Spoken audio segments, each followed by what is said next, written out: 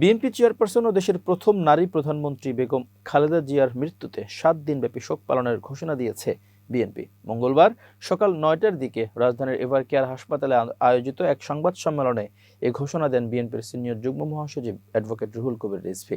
তিনি বলেন, আগামী 7 দিনব্যাপী দলের নেতাকর্মীরা কালো ব্যাজ ধারণ করবেন এবং প্রত্যেকটা অফিসে কোরআন খতম ও দোয়ার মাহফিল করা হবে। শেষ সময়ে তারেক রহমান সহ খালেদা জিয়ার পাশে ছিলেন রুহুল কবির রিজভী।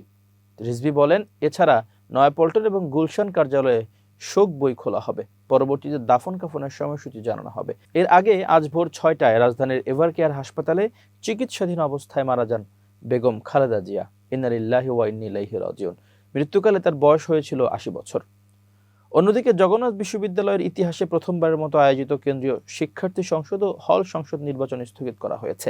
মঙ্গলবার 30 ডিসেম্বর বিশ্ববিদ্যালয়ের উপাচার্য অধ্যাপক doctor Mohammad Rezaul Karim syndicate meeting শেষে এ তথ্য জানান। এর আগে সকাল 8টা 30 মিনিটে ভোট গ্রহণ শুরুর নির্দেশনা থাকলেও বিএনপি চেয়ারপারসন বেগম খালেদা জিয়ার মৃত্যুর খবরে বিশ্ববিদ্যালয়ের জরুরি সিন্ডিকেট সভা আহ্বান করা হয়। এ সময় সিন্ডিকেটের সিদ্ধান্ত সাপেক্ষে নির্বাচন স্থগিতের কথা জানায় প্রশাসন।